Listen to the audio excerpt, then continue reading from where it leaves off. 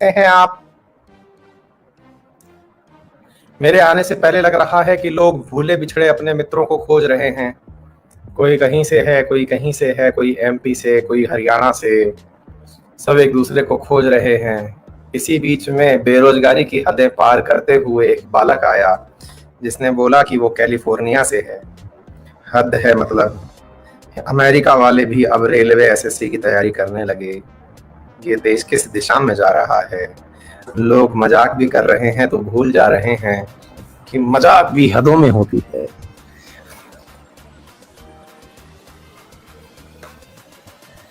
हैं?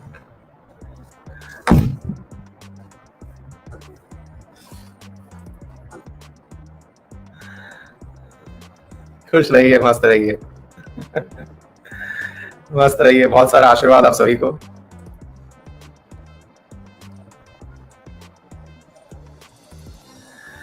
जो जहां से भी है, कुछ लोग अपने आप को इसी होड़ में मार्च से भी बताने लग गए हैं। बिल्कुल सही है। कुछ भी हो भाई, समय खराब चल रहा है और जैसा भी हो बस इस गोले पे बने रहिएगा, क्योंकि आजकल इस गोले पे बने रहने की बड़ी चिंता है लोगों को। इस गोले पे रहना, बाकी तुम कहीं से भी रहो मेरे भाई, हैं? क्योंकि इस गोले से ऊपर जाना जो है आजकल का ट्रेंड हो गया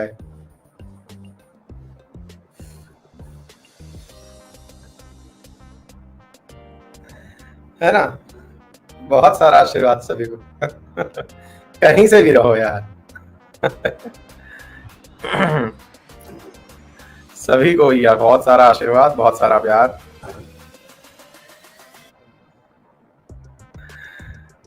चलिए, अल्टीमेटली बहुत अच्छी बात है, आप सभी स्वस्थ हैं, खुश हैं और मस्त हैं एकदम, तो जानकर अच्छा लग रहा है। चलिए, तो शुरू करें अपनी यात्रा, मूल अधिकारों की यात्रा। जो भी विद्यार्थी नए हों क्लास में, कृपया करके पुरानी क्लास खोज लें और देख लें एक बार। और पुरानी क्लास खोजने और देखने का तरीका ये होता है, बहुत ही आसान सा तरीका बता देते हैं हम आपको।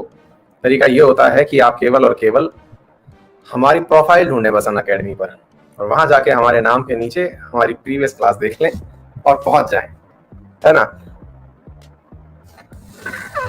हाँ जी। तो मूल अधिकारों की यात्रा पर आपका स्वागत है। कल हम यात्रा करते करते समानता दिलवाने पहुंच गए थे। जब समानता दिलवा ही रहे थे कि अचानक हमें समझ में आया कि मूल अधिकारों की जो समानता है, रुक जाइए, हमारा शस्त्र भी हम ले लें, हम शस्त्र लेना भूल गए।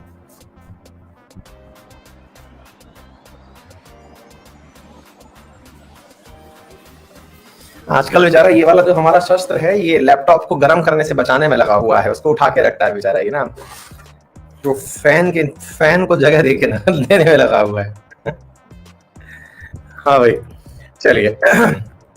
तो जैसा हम आपको बता रहे थे, तो कल हमने बहुत अच्छे से एक बात सीखी, और वो बात ये थी कि हम लोगों ने अल्टीमेटली आर्टिकल नंबर 14 के साथ साथ एक परिभाषा सीखी, और वो परिभाषा थी कि स्टेट आफ्टर ऑल होता क्या है। हमने ये सीखा कि स्टेट वो है जो कि सरकारी फंडेड है, अब वो चाहे जो भी हो। हमने अल्टीमेटली कल इस शब्द का मायना समझ लिया था, ठीक है? चलिए आगे बढ़ते हैं मेरे प्यारे साथियों, अब हम अपने अगले पड़ाव की तरफ, और अगले पड़ाव में अब हम पहुंचते हैं आर्टिकल नंबर 15 पर।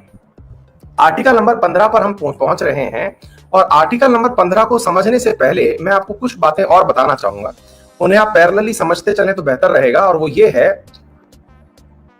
एक मिनट,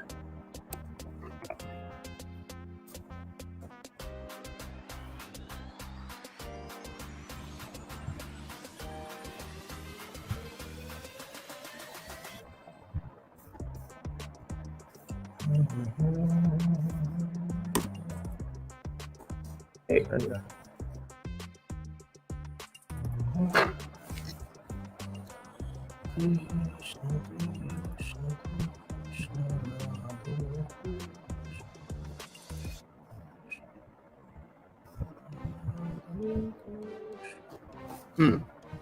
हाँ जी, आर्टिकल नंबर 15 पर अब हम पहुंच रहे हैं। तो यहां पर एक शब्द यूज किया गया है, अब हम इस शब्द को समझते हैं, और वो क्या है आइए देखते हैं मेरे प्यारे साथियों।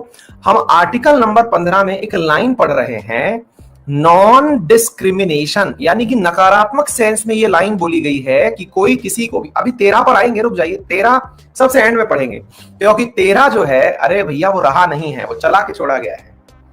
वो रहा नहीं है, वो चला के छोड़ा गया है, क्योंकि 13 बताने से पूर्व हमें और चीजें पढ़ानी है, क्योंकि अल्टीमेटली 13 ही तो हमें ये कहेगा कि जब कुछ भी ना हो तो आर्टिकल 32 और आर्टिकल 13 वही कॉन्स्टिट्यूशनल रेमेडी है आफ्टर ऑल। राकेश भावरा कह रहे हैं कि सर आर्टिकल 1 से लेके 12 कब पढ़ाओगे? 12 तो कल पढ़ा दिए बेटा। 1 से लेके 12 हम बीच में सप्लीमेंट्री पढ़ाएंगे। सप्लीमेंट्री का मतलब है कि सिटीजनशिप जो है उसके बारे में कुछ बेसिक नॉलेज आपको आर्टिकल्स के बारे में दिए जाएंगे, क्योंकि उसमें एज सच कॉन्स्टिट्यूशनल अमेंडमेंट के अलावा, एनआरसी के अलावा पढ़ाने के लिए कुछ नहीं है। आ जाएंगे, आप लोड मत लीजिए, आपसे ज्यादा फिक्र है मुझे आपकी, बस आप पढ़िए मस्त आराम से, है ना। आइए साथियों, तो सीन क्या है? Non discrimination on ground of religion, race, sex और प्लेस ऑफ बर्थ। ठीक है सर, हमको कहा गया है कि किसी भी प्रकार से भेदभाव नहीं किया जाएगा। कैसे? धर्म के आधार पर, जाति के आधार पर, लिंग के आधार पर, जन्म स्थान के आधार पर और नस्ल के आधार पर। इन आधारों पर किसी भी व्यक्ति के साथ में कोई भी भेदभाव नहीं किया जाएगा, ऐसा हमारे लिए एक स्टेटमेंट के तहत लिखा हुआ है। लेकिन कहां? अर्थात कहने का अर्थ यह है कि कहां पर डिस्क्रिमिनेशन नहीं होगा, है ना। बड़ी बात, ये लाइन तो लिख दी और बड़े गर्व से हमने पढ़ भी ली, लेकिन कहां पर नहीं होगा? घर में नहीं होगा, दोस्तों के बीच नहीं होगा, पब्लिक प्लेसेस में नहीं होगा, क्या नहीं होगा? तो अब सुनिए ध्यान से, ये आर्टिकल आफ्टर ऑल कहता क्या है? The state shall not discriminate against any citizen on ground only of, ये जो 5 हमने बताए हैं, और यहां पर लिखा हुआ है कि no citizen shall on ground only of religion, race, caste, sex, place of birth, any of them be subjected to any disability, liability, restriction और कंडीशन विद रिगार्ड टू। अब ये विद रिगार्ड टू करके 2 बिंदु लिखे हुए हैं जो अक्सर आप लोगों को नहीं पढ़ाए जाते, आपको नहीं बताए जाते, लेकिन मैं यहां पर बता रहा हूं। किस चीज का यहां पर साफ साफ लिखा हुआ है कि किसी भी व्यक्ति को दुकान में घुसने से कोई नहीं रोक पाएगा। Access to shop, public restaurant, hotel, अगर आपको दिख रही हो तो यहां पर चल रही है ये line, access to shop, public hotel, restaurant, place of public entertainment, the use of well, second line B वाली लाइन पढ़िए, well, tank, bathing ghat, road and place of public resort financed wholly or partially out of the state fund or dedicated to the use of general public। यानी कि कोई भी व्यक्ति को मना नहीं किया जाएगा। कहां पर मना नहीं किया जाएगा? तो इस बिंदु को समझने का प्रयास करिए। कोई बात नहीं दिखा तो भी कोई बात नहीं, देख करके भी कुछ कर नहीं पाओगे, लेकिन जो सुना उस पर विश्वास कर लो, क्योंकि देखा तो आपने बहुत कुछ है, याद कुछ भी नहीं है ना। बस सुनकर के ये विश्वास कर लो कि इस बिंदु के अंदर ये लिखा हुआ है कि किसी व्यक्ति को डिस्क्रिमिनेट नहीं किया जाएगा इन आधारों के ऊपर। कहां डिस्क्रिमिनेट नहीं किया जाएगा? तो लिखा हुआ है किसी दुकान में चढ़ते समय किसी व्यक्ति से ये नहीं कहा जाएगा कि तुम महिला हो इसलिए इस दुकान में नहीं आ सकती हो। किसी पब्लिक रेस्टोरेंट में जहां पर दुनिया भोजन करने, खाना खाने जाती है, और वहां पर किसी निम्न जाति के वर्ग को आप ये कह दिए कि नहीं, तुम्हारा प्रवेश यहां पर मान्य नहीं है। किसी होटल में, किसी प्लेस ऑफ पब्लिक एंटरटेनमेंट में, यानी कि आप सिनेमा घर गए, वहां पर आपको ये कह दिया कि आप इस वर्ग से हैं इसलिए आपको अलाउ नहीं है। एक फिल्म के अंदर ये चीज बहुत अच्छे से दिखाई गई है, अगर आपने देखी हो तो लीजेंड ऑफ भगत सिंह करके एक फिल्म है। मैं अक्सर इस बात को कोट करता हूं जब भी पढ़ा रहा होता हूं कि लीजेंड ऑफ भगत सिंह नामक फिल्म है, अजय देवगन अभिनीत, जिसमें उन्होंने अजय देवगन ने एक्टिंग की है बहुत बढ़िया अजय उनकी भगत सिंह की। तो उस फिल्म के अंदर एक दृश्य दिखाया गया है जहां पर ये वाला संगीत गीत गाया गया है, पगड़ी संभाल जट्टा पगड़ी संभाल, क्योंकि ये वाला मूवमेंट चला था। असल में पगड़ी संभाल जट्टा जो है ये भगत सिंह के चाचा अजीत सिंह के नेतृत्व में चला हुआ एक आंदोलन था, पगड़ी संभाल, ठीक है ना। तो मेरे प्यारे साथियों, वो जब गीत आता है उस समय फिल्म के एक दृश्य में ये दिखाया गया है कि वहां अंग्रेज जहां बैठे हुए हैं वहां पर लिखा हुआ है beware of dogs and Indians, यानी कि इस जगह पर कुत्तों का और भारतीयों का प्रवेश निषेध है। अर्थात डिस्क्रिमिनेशन अगर हुआ तो एक सिनेमा घर के अंदर इस प्रकार की लाइन लिखी हुई थी। मेरे प्यारे साथियों, ऐसा हमारे देश में ना हो, क्योंकि आप में से बहुत सारे बच्चे 90s के हैं। 90s के मतलब आप में से अधिकांश क्लास जो है वो पैदा ही 95 के बाद हुई होगी। 95 वाले हैं कुछ, मतलब 98 वाले होंगे कुछ, 2000 सन के भी पैदा हुए क्लास में बैठे होंगे। तो जो विद्यार्थी इस जमाने के हैं, 21वीं शताब्दी के जो लोग हैं, उन्हें तो ये पता ही नहीं है कि कहीं ऐसा भी होता होगा, यानी कि ऐसा भी होता होगा कि जिनके अंदर बिल्कुल होंगे 2001 2000 तो बिल्कुल हैं। आप में से बहुतों को तो ये लाइन भी नहीं पता होगी कि अच्छा ऐसा भी होता था कि हमारे लिए प्रवेश निषेध होता था। मतलब आज भी क्या सर ऐसा होता है कि किसी को ये कह दे कि कोई हाँ भाई तू महिला है इसलिए अंदर नहीं आ सकती, या पुरुष है इसलिए तू इस क्षेत्र पे नहीं जा सकता। आपके सामने जीवंत उदाहरण है। कौन कौन से उदाहरण है साथियों? सबरीमाला जो मुद्दा है वो असल में इसीलिए उठा। क्यों उठा? क्योंकि आर्टिकल 15 के अंदर मेरे प्यारे साथियों ये लाइन मेंशन की हुई है कि किसी भी पब्लिक प्लेस पर जहां पर लोग जाते हो वहां पर किसी को भी जाने से रोका नहीं जा सकता। On the basis of race, caste, sex, creed, इनके आधार पर आप उनको डिस्टिंग्विश नहीं कर सकते, चाहे फिर सबरीमाला टेम्पल हो या फिर हाजी अली दरगाह। मतलब आपको अगर जाना है तो ये कहकर आपको नहीं रोका जा सकता कि आप महिला हैं इसलिए आपका प्रवेश निषेध है, क्योंकि वहां सब जाते हैं इसलिए महिलाएं भी जाएंगी। और ये सवाल सबसे बड़ा फंस गया। फिर आप पूछेंगे तो फिर सर जाने क्यों नहीं दिया? अगर अच्छा आप एक बात बताइए, मुझे आर्टिकल 15 में ये साफ लिखा हुआ है कि पब्लिक प्लेस पर अगर कोई आपको जाने से रोके तो मैं क्या कर सकता हूं? इतना तो अब आपको समझ में आ चुका है। बताइए मैं क्या कर सकता हूं यदि कोई भी व्यक्ति मुझे पब्लिक प्लेस में जाने से रोके तो मैं क्या कर सकता हूं? बताएं बेटा।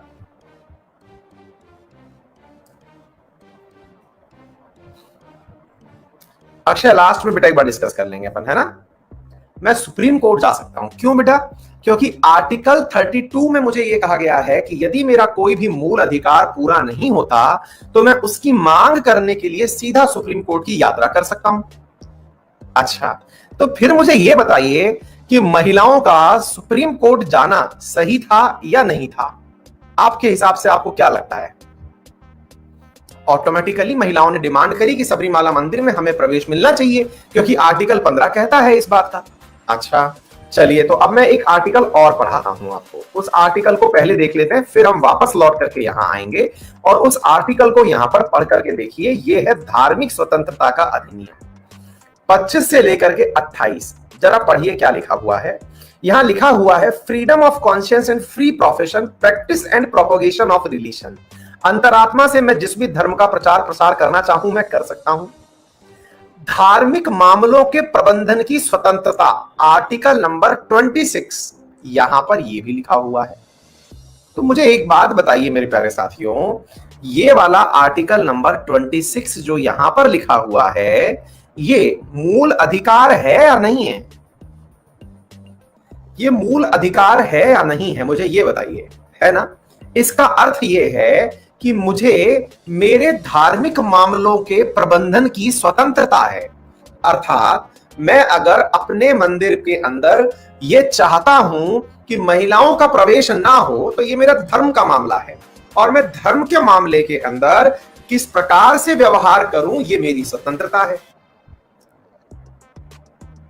अब मुझे ये बताइए, एक तरफ तो मैं कहता हूं आर्टिकल 15 मूल अधिकार है और एक तरफ 26 कहता है कि मैं अपने धर्म का प्रबंधन कर सकता हूं। तो मुझे यह बताइए आर्टिकल वर्सेस आर्टिकल हुआ या नहीं? मूल अधिकार से मूल अधिकार लड़ गया कि नहीं? और जब एक मूल अधिकार से दूसरा मूल अधिकार लड़ जाता है और दोनों में ही आप 32 नंबर आर्टिकल के कारण सुप्रीम कोर्ट पहुंच जाते हैं तो सुप्रीम कोर्ट किसे सही ठहराए? सुप्रीम कोर्ट किसे सही ठहराए?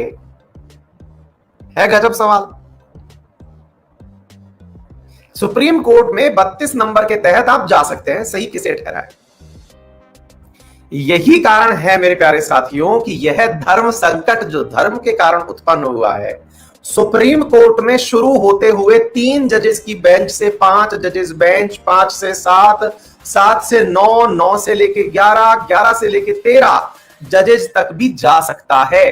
अभी तक 7 जजेस की बेंच तक तो डिसीजन दे चुकी हैं और उसके बाद में ये आगे भी जा सकता है, फिर और भी आगे जा सकता है, फिर और भी आगे जा सकता है, फिर और भी आगे जा सकता है। क्यों? क्योंकि आफ्टर ऑल मुद्दा यह है कि भैया अगर आपके पास तर्क अच्छे हैं और आप ये कुछ विद्यार्थी पूछ रहे हैं सर ऑड हमेशा क्यों लेते हैं? बेटा ऑड के केस में कोई ना कोई पक्ष जरूर जीतेगा, इवन के केस में टाई हो सकता है, ऑड के केस में कोई ना कोई जरूर जीतेगा, है ना? दो एक तरफ या एक एक तरफ, कोई तो जीतेगा ना बेटा। अधिकतम अभी तक 13 जज तक गया है, तो ये अगला जो केस है मेरे प्यारे साथियों, सबरीमाला वाला केस, ये भी जाएगा 13 से ऊपर तक निकलेगा। तो कहने का अर्थ क्या है मेरे प्यारे साथियों, मैं अगेन आपसे ये कह रहा हूं कि भारत के संविधान में बहुत सारे मूल अधिकार ऐसे हैं जो एक दूसरे को काटते हैं। एनीवे, फिलहाल के लिए आप इस बात को इतना समझ के काम चलाइए कि भारत के संविधान के अंदर जो ये आपके सामने आर्टिकल नंबर 15 लिखा हुआ है, ये इस बात की इजाजत देता है, किस बात की इजाजत देता है कि राज्य को डिस्क्रिमिनेशन नहीं करना चाहिए। किस आधार पर नहीं करना चाहिए? मतलब इस आधार पर नहीं करना चाहिए, इन आधारों पर नहीं करना चाहिए। अब क्या होता है साथियों, एक बहुत बड़ा प्रश्न उठता है। देखिए, आप में से बहुत सारे बाल कलाकार ऐसे होंगे जो आपको घर से बाहर जाने से रोकते होंगे, आपके बाल मित्र, बाल सखा, है ना?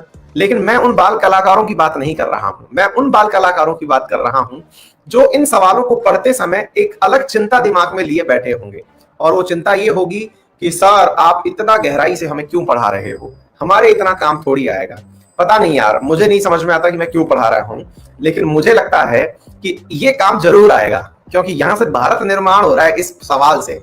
अब वो भारत निर्माण की तरफ हम चल रहे हैं। भारत निर्माण ये है साथियों कि आप में से कुछ लोग कहेंगे कि सर आपने 5 पॉइंट बताए, आपने कहा रिलीजन, आपने कहा रेस, आपने कहा कास्ट, आपने कहा सेक्स, और आपने कहा प्लेस ऑफ बर्थ। सर मुझे एक बात बताओ, हम एक एक करके सर सवाल पूछते हैं आपसे। इंडिया में नस्ल का तो कोई मुद्दा उठता ही नहीं है, क्योंकि हमारे यहां पर गोरे और काले की लड़ाई नहीं होती।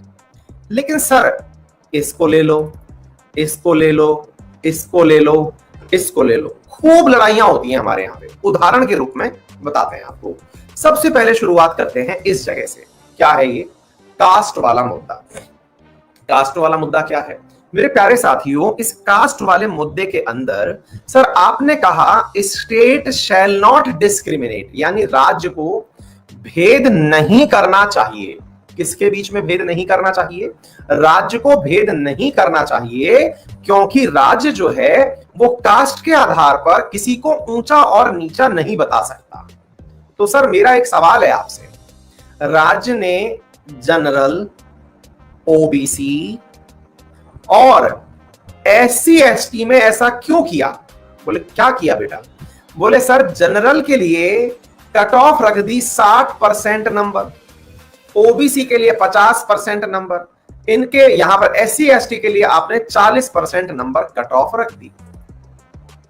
तो सर ये तो सीधा सीधा आपके आर्टिकल नंबर 15 का उल्लंघन है। आर्टिकल नंबर 15 का अगर ये उल्लंघन है तो सर जाऊं मैं सुप्रीम कोर्ट? अभी तक शायद किसी को पता ना हो, शायद अगर आप इजाजत दे दें तो मैं सुप्रीम कोर्ट चला जाऊं। और बात भी सही है, क्योंकि उनकी बात में दम है। बोले सर अगर आप कह दें तो मैं सुप्रीम कोर्ट चला जाऊं, क्योंकि अल्टीमेटली इस सवाल में वही वाला प्रश्न उठ करके वापस चला आया। सर मैंने कहा भाई कौन सा वाला प्रश्न चला आया? बोले सर यहां पर प्रश्न वही वाला चला आया कि राज्य ने पहले तो कहा था मैं डिस्क्रिमिनेट नहीं करूंगा, लेकिन सर अंत में उसने डिस्क्रिमिनेट कर दिया। अच्छी बात है। तो मेरे प्यारे साथियों और सखाओं, मैं आपके साथ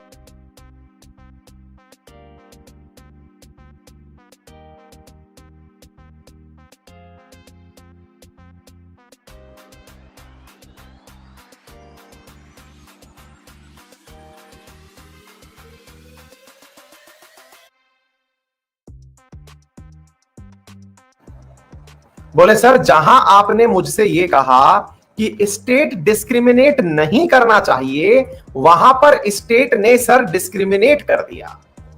सर वहां पर स्टेट ने डिस्क्रिमिनेट कर दिया। क्या आपको यह सवाल समझ में आ रहा है? पहले यह बताइए तब मैं आगे बढ़ूंगा। क्या आपको मेरा पॉइंट समझ में आ रहा है? हम सब करिए कि आपने पहले कहा कि राज्य को डिस्क्रिमिनेशन नहीं करना चाहिए, विभेदित नहीं करना चाहिए, लेकिन सर राज्य तो कर दिया। तो सर पहले तो मुझे आप इस लाइन का आंसर दो कि राज्य ने अगर ऐसा किया तो ये गलत है कि सही है। मैंने कहा यार टेक्निकली तो आपकी बात सुन के तो लग रहा है कि गलत है। अच्छा, अगर ये गलत है तो सर मैं पहले आपको एक चीज यहां पर पॉइंट के हिसाब से पढ़ के सुना देता हूं ताकि आपको आर्टिकल 15 प्रॉपर तरीके से समझ में आ जाए। अब आपको मैं केवल इसलिए दिखा रहा हूं, आप कहेंगे सर आप हमको ये वाले आर्टिकल क्यों नहीं दे देते सीधे सीधे। बेटा इसलिए नहीं दे देते क्योंकि ये आपके काम के नहीं है। आप जब यूपीएससी वगैरह की तैयारी करोगे ना तब भले ही काम के हों, लेकिन ये आपके फिलहाल काम के नहीं है। लेकिन मैं फिर भी आपको इसलिए दिखा दे रहा हूं ताकि आपको ये लगे कि हाँ इस पुस्तक में ऐसे आर्टिकल लिखे हुए हैं। एक 5 नंबर बिंदु दिख रहा होगा, दिख रहा है 5 नंबर पॉइंट दिख रहा है ना। अब मैं इसको पढ़ के सुना दे रहा हूं, मैं पढ़ के सुना दे रहा हूं, आप विश्वास करिए कुछ लिखा हुआ है इसमें। लिखा हुआ है नथिंग इन दिस आर्टिकल और in sub clause G of clause 1 of article 19 shall prevent the state from making any special provision by law for the advancement of any socially and educationally backward class of citizen or the scheduled caste or scheduled tribe in so far as such special provision related to their admission to educational institute including private educational institute whether aided or unaided by the state other than the minority educational institute referred to clause 1 of article 30। बोले ऊपर से निकल गया sir. मैं आपको केवल ये line इसलिए पढ़ के सुनाया ताकि आप लोग इस बात से ये समझ लें कि ऐसा कुछ लिखा है, गड़बड़ शड़बड़ कुछ लिखा है। समझाने के लिए तो मैं बैठा हूं। आर्टिकल नंबर 15, आर्टिकल नंबर 15 के अंदर सब क्लॉज, देखो आर्टिकल्स को ऐसे पढ़ा जाता है। ऊपर की तरफ लिखा हुआ है नंबर 15, ये लिखा हुआ 15। अब 15 के नीचे देखो यहां पर 1, यहां पर 2, 3, 4 और फिर 5 दिखा होगा नंबर में। देखो यहां पर 5 नंबर दिख रहा होगा, ठीक है। इसको पढ़ा जाता है article number 15 sub clause 5। Sub clause 5 में लिखता है कि कोई भी आर्टिकल या फिर 15 नंबर आर्टिकल में लिखा हुआ कोई भी पॉइंट राज्य को एजुकेशनली और सोशली बैकवर्ड क्लास, साथ में एससी और एसटी के लिए एजुकेशनल इंस्टीट्यूट में यानी कि कॉलेज में एडमिशन की प्राथमिकता के लिए प्रावधान बनाने से नहीं रोक सकता। कहने का अर्थ यह हुआ कि जहां आपने 15 में यह बात लिख दी, 15 में आपने क्या लाइन लिख दी? 15 में तो आपने कहा कि स्टेट शैल नॉट डिस्क्रिमिनेट, राज्य को डिस्क्रिमिनेट नहीं करना चाहिए रेस, कास्ट, सेक्स इनके आधार पर। लेकिन वहीं इसी आर्टिकल के सब क्लॉज 5 में आप लोग ये लिखते हैं कि कॉलेज में ओबीसी और एससी एसटी का रिजर्वेशन होगा। सरल रूप से इस बात को बस हम समझने का प्रयास कर लेते हैं। यानी इस पॉइंट के अंदर ये जो लाइन मेंशन की गई है कि यहां पर ओबीसी को और एससी एसटी को, ओबीसी अभी शब्द यूज नहीं किया गया, इसमें लिखा गया socially and educationally backward class, और यह लिखा गया कि इनके लिए राज्य को प्रावधान बनाने से कोई नहीं रोक सकता। तो फिर आप कहेंगे सर ये तो दोनों ही बातें हो गई, सर इसी का तो मतलब कहीं वो नहीं है रिजर्वेशन। मैंने कहा जी हां, जब आर्टिकल में ये बात लिखी हुई है तो इसी को तो रिजर्वेशन कहते हैं। सरकार ने इसी के आधार पर रिजर्वेशन दे दिया। फिर आप पूछेंगे कि अच्छा तो ये तो एक सोची समझी रणनीति थी कि एक तरफ तो कहा समानता होगी, आर्टिकल का नाम ही दे दिया समानता के ऊपर अधिकार, आर्टिकल का नाम ही है समानता, राइट ऑफ इक्वालिटी। इधर देखिए राइट ऑफ इक्वालिटी 14 से लेकर के 18, और आप इक्वालिटी के नाम पर हमको उल्लू बना रहे हो। ये तो दोनों बातें कर दी आपने। फिर इक्वालिटी कहां से रही? अब आपकी सटक गई। आपकी क्यों सटक गई? इक्वालिटी कहां है? मैं तो इक्वालिटी ढूंढ रहा हूं, इक्वालिटी तो है ही नहीं बेटा। गवर्नमेंट जॉब में, हाँ एक विद्यार्थी ने सवाल पूछा सर गवर्नमेंट जॉब में भी तो रिजर्वेशन है। हरिहर बेटा, हरिहर गवर्नमेंट जॉब में जो रिजर्वेशन है वो आर्टिकल नंबर 16 में लिखा हुआ है। देखो आर्टिकल नंबर 16 की लाइन भी एज इट इज ही है। इधर देखो, religion, race, caste, sex, descent, place of birth and residence और एनी ऑफ देम, यही लाइन इसमें भी है। लेकिन आर्टिकल नंबर 16 के अंदर भी ऐसे ही एक सब क्लॉज सरकारी नौकरी के लिए दिया हुआ है, और वो है मेरे प्यारे साथियों sub clause number 4। Sub clause number 4 जिसमें ये लिखा हुआ है आर्टिकल नंबर 16 इसका sub clause 4, nothing in this article shall prevent the state from making any provision for reservation of appointment और post in favour of backward. यानी कि article 16 का सब क्लॉज 4 और आर्टिकल 15 का सब क्लॉज 5 इनडायरेक्टली हमें एक बात सिखा गया। क्या बात सिखा गया? कि भैया बात ऐसी है कि रिजर्वेशन तो होगा।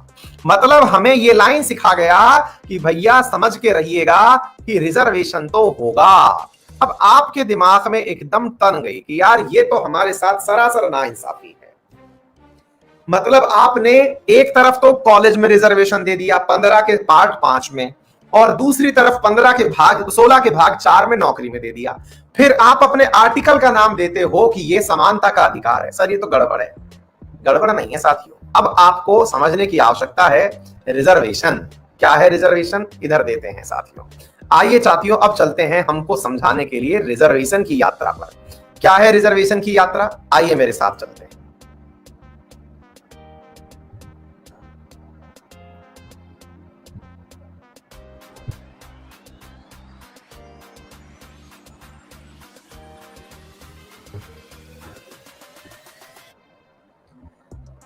आपके सामने एक फोटो शेयर की गई है। अब इस फोटो को देखते हैं। इस फोटो को देख करके आपको सवाल समझ में आ जाएगा कि आफ्टर ऑल समानता का मतलब क्या है।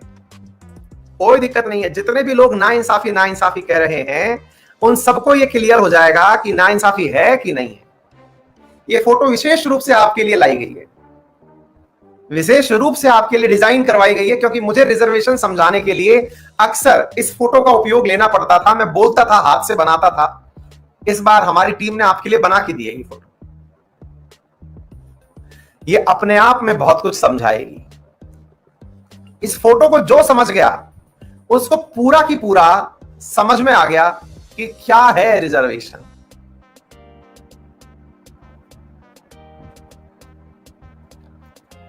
पहले अच्छे से समझ लो। जो नहीं समझ पाए उनको फिर मैं समझाऊंगा। ये रिजर्वेशन समझा रही है फोटो। कहते हैं ना तस्वीरें बहुत कुछ बोलती हैं, तो ये बोल गई तस्वीरें। आपको याद होगा, जो पुराने विद्यार्थी होंगे, यही मेरा उदाहरण है। आज से नहीं, जब से मैं पढ़ा रहा हूं ये मेरा एग्जाम्पल है रिजर्वेशन को समझाने का। अब समझते हैं साथियों। आगे बात समझ में, रिजर्वेशन क्या है? ये है रिजर्वेशन। चलिए तो अब व्याख्या करते हैं इस तस्वीर की। जो नहीं समझ पाए अब व्याख्या करते हैं। क्या? सुनिए मेरे प्यारे साथियों। मेरे प्यारे साथियों, आपके सामने 3 लोग खड़े हुए हैं। एक लंबा है, एक मध्यम ऊंचाई का है और एक कम ऊंचाई का है। इन तीनों को स्टेडियम में चल रहा क्रिकेट मैच देखना है। इन तीनों को स्टेडियम में चल रहा क्रिकेट मैच देखना है। लेकिन तीनों के लिए जो भी साधन उपलब्ध थे वो बराबर थे। साधन उपलब्ध थे यानी कि तीनों के लिए सीढ़ियां रखी हुई थी। ऐसी स्थिति में यहां पर इन 3 सीढ़ियों में से यदि इस बच्चे को और इस बच्चे को और इस बच्चे को तीनों को बराबर जगह पर खड़ा करके रखा गया तो ये बच्चा जो है ये मैच नहीं देख पाया। अब आप पूछेंगे इसका हमारे रिजर्वेशन से क्या लेना देना? भाई सिंपल सा लेना देना है। हमारा जब देश आजाद हुआ था तो एक वर्ग, जिसे आप सामान्य वर्ग कहते हैं, जनरल कास्ट जिसे आप कहते हैं, ब्राह्मण, क्षत्रिय, वैश्य, जैन, जिस उसमें आते हैं, वो वर्ग ऐसा था मेरे प्यारे साथियों जो ऑलरेडी पढ़ा लिखा था। उसे समाज में ढंग से रहना करना आता था, चलना आता था, समझना आता था। समाज में उसकी एक प्रतिष्ठा थी। उसको समाज में अपनी बातें मनवाने के लिए किसी से झगड़ना नहीं पड़ता था। सभी मंदिरों में उसका प्रवेश था। वो जहां से आए उसको सम्मान, इज्जत, दर्जा सब मिलता था और वो आसानी से सब चीजें यूज करता था। लेकिन एक व्यक्ति ऐसा भी था जब देश आजाद हुआ, उस समय उस व्यक्ति को देश में कहीं पर भी कोई कांच के कप में चाय पिलाने को तैयार नहीं था। एक ऐसा व्यक्ति था जिसको कि उन्हीं बर्तनों में खाना खिलाने को तैयार नहीं था जिनमें वो आज खाना खाता है। मेरे प्यारे साथियों, आज भी इस बात को आप माने या ना माने, बहुत सारी जगह पर हमारे परिवारों में, हमारे समाज में ऐसी जगह बहुत सारे इंसिडेंट आपको दिखाई देते हैं जिनमें आपको वो लोग इस प्रकार का डिस्क्रिमिनेशन करते हुए देखे जाते हैं। वो इंसान और इंसान में इस बात का भेद करते हैं कि ये है कास्ट में लोअर कास्ट के हैं और इनके बर्तन अलग होने चाहिए। आप अपने घर में पुरानी जगह पर जाइए और देखिए। तो अब ये जो शब्द है ना जो मैंने यूज किया बहुत हार्श है, बहुत सारे लोगों को लगेगा, अच्छा बहुत सारे लोगों की अपनी फीलिंग्स भी होंगी, बहुत सारे लोगों के पर्सनल अनुभव होंगे बहुत कड़वे, बोले नहीं सर ऐसा नहीं है, इन्होंने हमारे साथ ये कर दिया, हमने यूं कर दिया। वो पर्सनल ग्रीवांसेस हटाइए। जब देश चलता है तो देश मेजॉरिटी की बात करके चलता है, वो ये सोच करके चलता है अधिकतम का लाभ कैसे सुनिश्चित हो। तो मेरे प्यारे साथियों, इस व्यक्ति को उस जगह पहुंचाना था ताकि ये भी जो सरकार के द्वारा प्रायोजित मैच है उसका आनंद ले सके।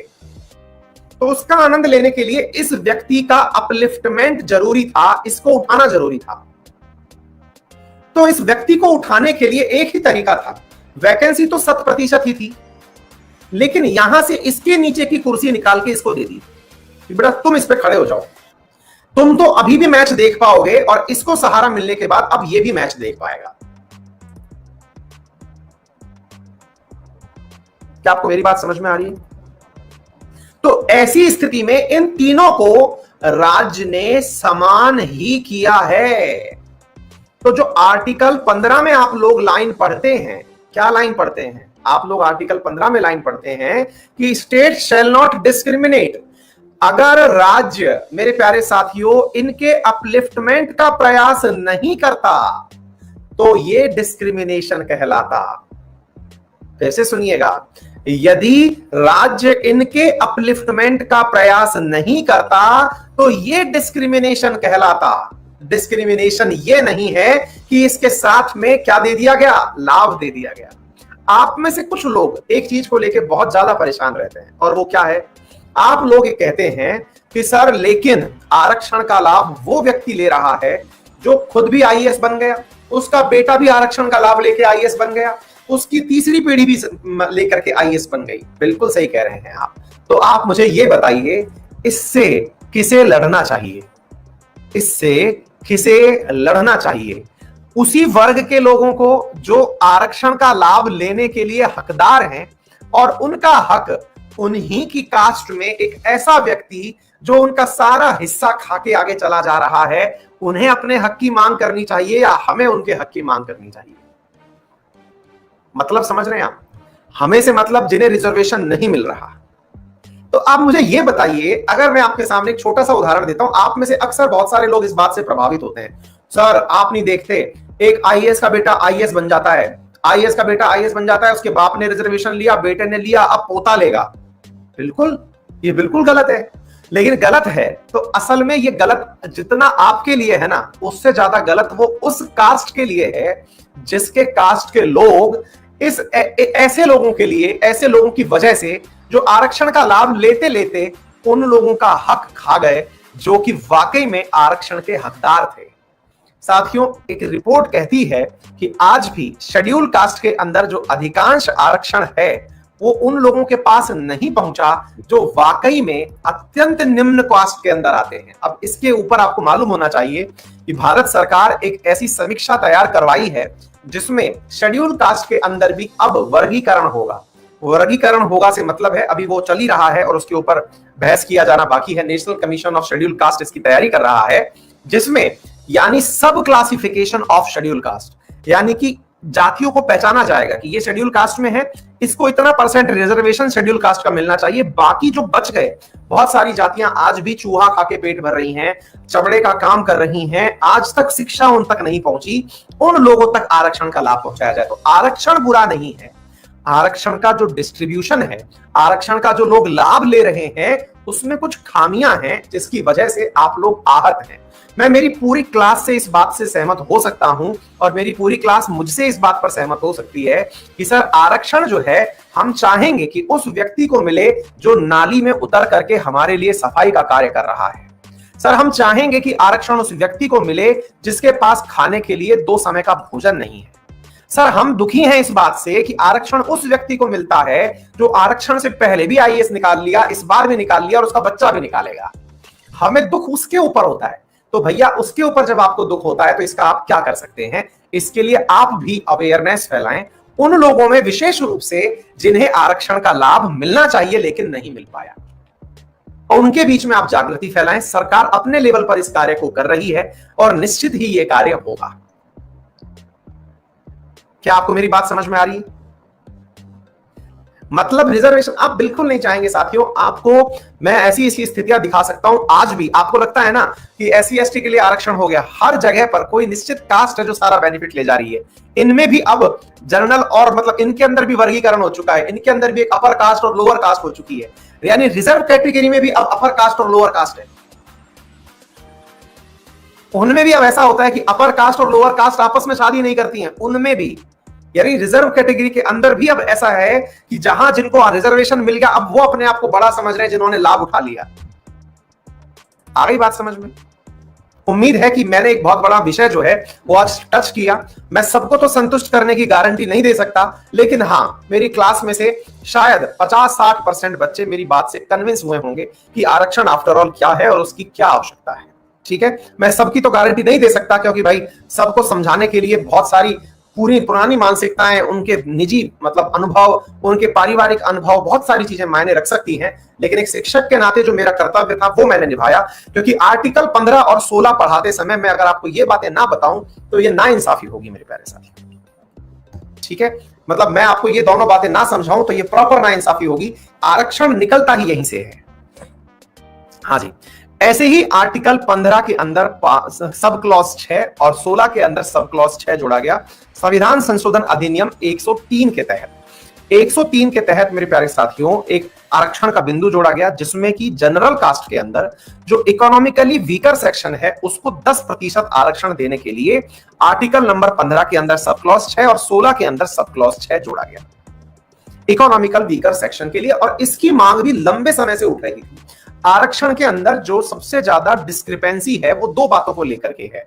पहली मांग इस बात को लेकर के कि जनरल में भी तो सर ऐसे बहुत सारे लोग हैं जिन्हें 2 वक्त का भोजन नहीं है, जिनके पास घर का मकान नहीं है, खाने के लिए खेत नहीं है, कैसे वो गुजारा करेंगे? क्या उनका उस कास्ट में पैदा होना गुनाह है, या फिर उन्हें वापस से पहले नीचे मिट्टी में गाड़ोगे फिर निकालोगे? तो उससे बचाने के लिए सरकार ने एक ऐसा आरक्षण दिया जिसे इकोनॉमिकल वीकर सेक्शन के लिए यानी ईडब्ल्यूएस कहा गया, और उसमें 10% आरक्षण जनरल कास्ट के उन लोगों के लिए दिया गया जो वाकई में नीडी है, जिनको वाकई में जरूरत है।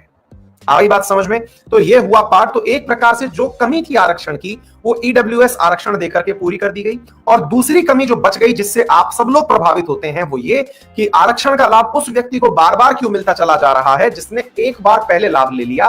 तो इसके लिए सरकार मेरे प्यारे साथियों अभी वर्तमान में प्रोसेस में है ये पूरा पार्ट, और होपफुली जब अगले टाइम 2024 के इलेक्शन में उतरेगी सरकार तो उससे पहले ये है बिल पास करवा के जाएगी, जिसमें ये होगा कि जो है कास्ट जो है उनका सब क्लासिफिकेशन कर दिया जाएगा हर जाति में, और ये बताया जाएगा कि इस जाति के लिए इतना % रिजर्वेशन रखा जाएगा। ठीक है बेटा, क्लियर? उम्मीद है आप सभी साथियों को ये बात अब अच्छे से समझ में आ गई होगी। ठीक है, चलिए आगे बढ़ते हैं साथियों अगले सवाल की तरफ, अगला आर्टिकल की तरफ। अगला आर्टिकल है आर्टिकल नंबर 17। अब देखिए, it अबॉलिशेस the untouchability and forbid it's practices in any form. अब ध्यान से सुनिए मेरे प्यारे साथियों, टिकट लेके मैच देखना चाहिए अखिल तिवारी। हाँ बिल्कुल ठीक है बेटा, आपके पास पैसे हैं इसलिए आप ये लाइन बोल पा रहे हैं ना। आपको राज्य की आवश्यकता नहीं है, आपके पास धन है इसलिए आप टिकट लेकर के देखने की बात कर रहे हैं। लेकिन बहुत सारे लोग ऐसे हैं जिन्हें सरकार को उनके अकाउंट में पैसा डालना पड़ता है बेटा। उनको मनरेगा के तहत मजदूरी देनी पड़ती है, उनके अकाउंट में पैसा देना पड़ता है, 1 रुपए किलो गेहूं देना पड़ता है। तुम कह सकते हो तुम टिकट खरीद सकते हो।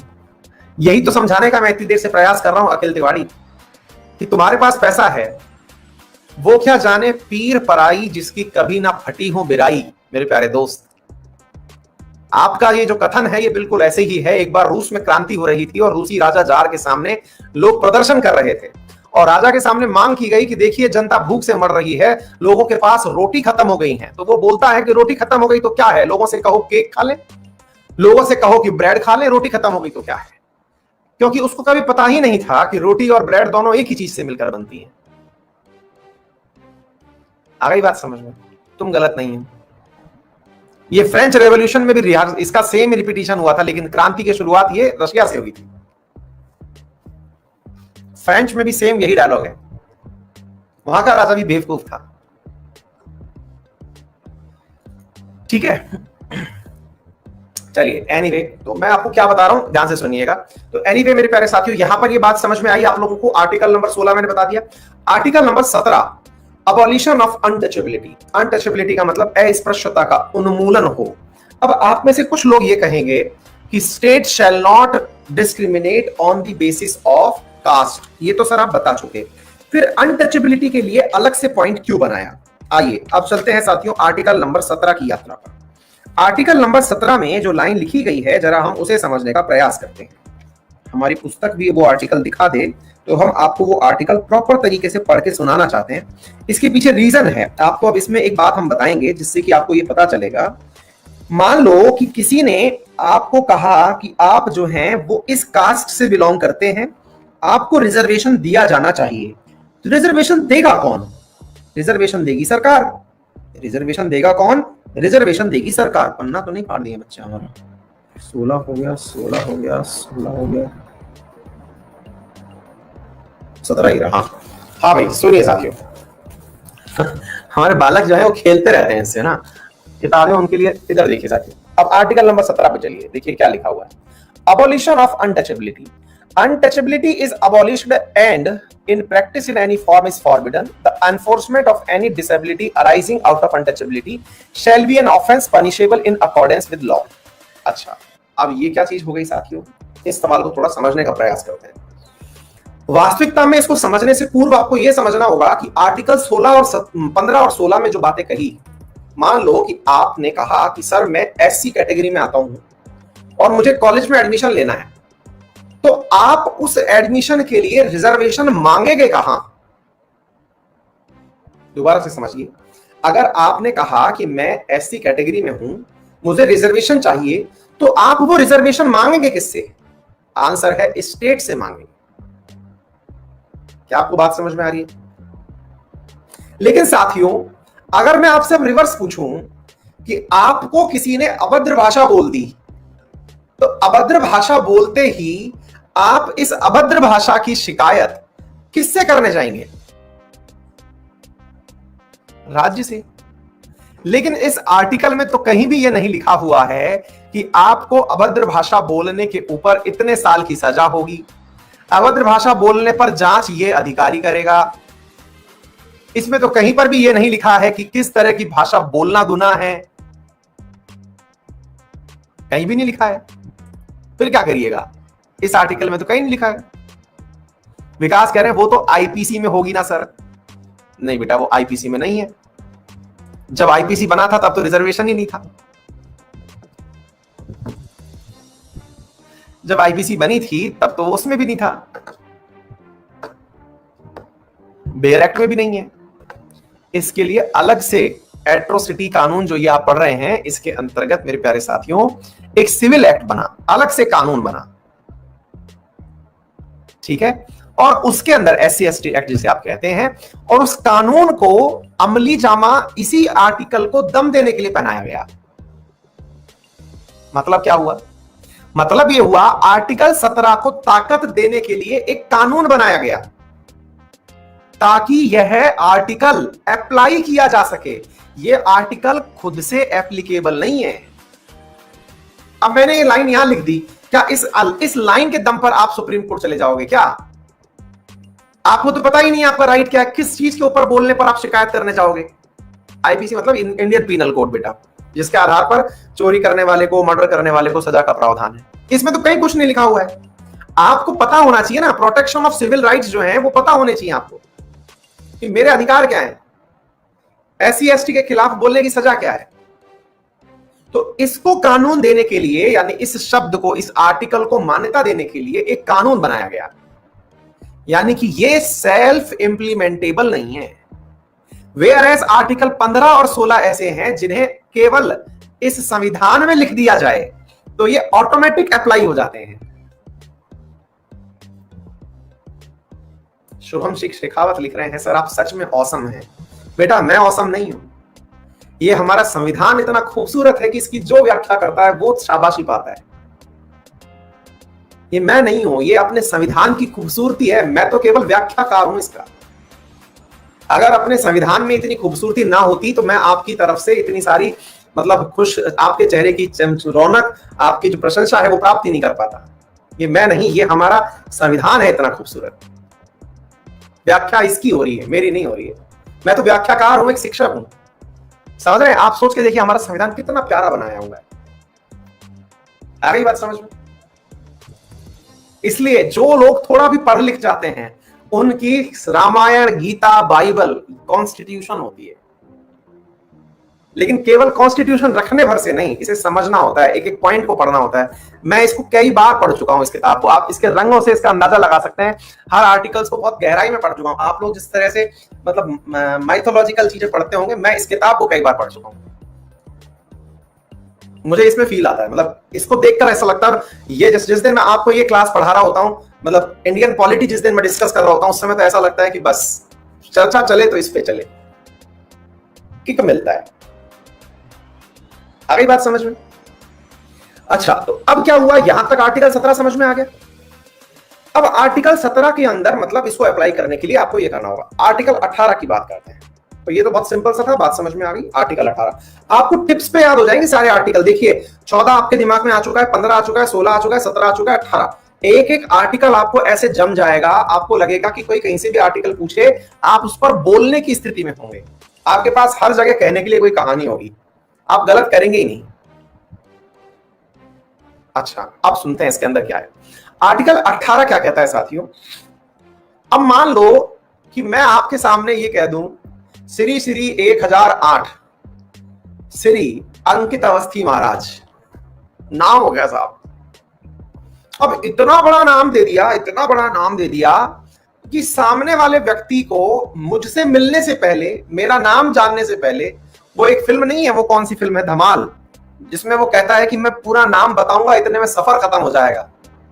वेणुगोपाल अय्यर, फिर कौन सा अय्यर, फिर कौन सा अय्यर, और चलता चलता चलता चलता नाम के साथ में नाम से नाम निकलता चला जाता है। याद है, चिन्ना स्वामी अप्पा स्वामी अय्यर, चिन्ना स्वामी वन्ना स्वामी अय्यर, है ना, वेणुगोपाल अय्यर। तो वो जो है वो असल में क्या है। आप अपने नाम को इतना वेटेज दे दे रहे हो कि आपके नाम की वजह से मुझे पहले ही कॉम्प्लेक्स हो जा रहा है यार। मुझे ये डर लगने लग रहा है कि भाई साहब ये आदमी तो एकदम गजब आदमी है, मतलब इससे मिलने से पहले तो मैं अपने आप को पहले से ही सेट कर लेता हूँ, पता नहीं कौन महान आत्मा आ रही है। मैं इंसान से मिला नहीं, उसके नाम से मिलते ही मेरी हालत खराब हो गई। श्री श्री 1008 95 1000 2 लाख साल पुराने साहब आ रहे हैं। दिमाग खराब हो जाएगा ना यार, आपका तो दिमाग ही परेशान हो जाएगा यार। भाई साहब मैं समानता की बात सोच रहा था कि मेरे देश में समानता होगी। हर आदमी अपने अपने टाइटल लिए घूम रहा है, नाम से मतलब आदमी के आने से पहले टाइटल झूलते झूलते आ रहे हैं इसके सामने। देख रहा भाई साहब, एक हाथ पे उसके ये नाम लिखे हैं, एक हाथ पे उसके ये नाम लिखे हैं, मैं तो घबरा जाऊंगा सर। फिर तो बोले साहब ऐसी बात है, इस आदमी के सामने से पहले हटाओ लाड़ साहब, फाड़ साहब, सब हटाओ। इनके आगे जो आप लिखते हैं पंजाब केसरी की, हिंद केसरी की, जो भी लिखना है सब हटाओ। लाड साहब, फाड़ साहब, सब हटाओ इनके सामने से, कोई नाम नहीं चलेगा।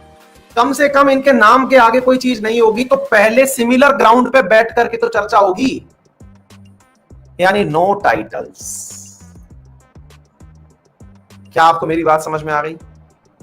यानी किसी प्रकार के टाइटल्स को यहां पर एंटरटेन नहीं किया जाएगा, केवल 2 टाइटल्स को जो कि ऑनरेरी हैं, जिन्हें आपने पढ़कर प्राप्त किया है और देश की सेवा में यानी वेल्लोर में प्राप्त किया है, that is defence and academics.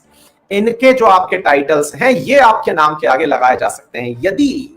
यदि लता मंगेशकर अपने नाम के आगे लिखने लग जाएं भारत रत्न लता मंगेशकर, तो उन्हें मेरे प्यारे साथियों सजा भी हो सकती है।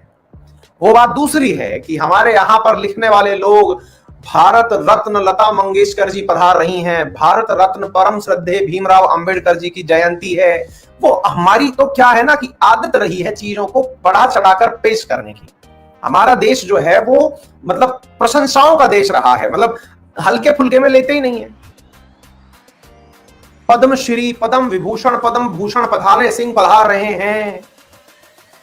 हमारे यहाँ केवल दो चीजें अलाउड है। यदि आप आर्मी में हैं, आपने लिखा लेफ्टिनेंट फलाना सिंह, कैप्टन फलाना सिंह, मेजर दिमकना सिंह, बस इतना नाम। पढ़ाई से आपने इंजीनियर या डॉक्टर या प्रोफेसर जो पद प्राप्त किया है, डॉक्टर साहब, डॉक्टर फलाना सिंह, डॉक्टर दिमकना सिंह, बस। आदित्य पूछ रहे हैं श्री क्यों लगाते हैं? मत लगाओ बेटा, श्री को काउंट किया नहीं जाता है आपके नाम के अंदर। क्या आपको मेरी बात समझ में आ गई? तो उम्मीद है आपकी आज की यात्रा जिसमें आपने समानता प्राप्त करी डेफिनेटली आपको बहुत कुछ सिखा के गई होगी। कल हम आपको लाएंगे स्वतंत्रता, तो बाबा लाएंगे क्रांति। कल मिलेगी स्वतंत्रता।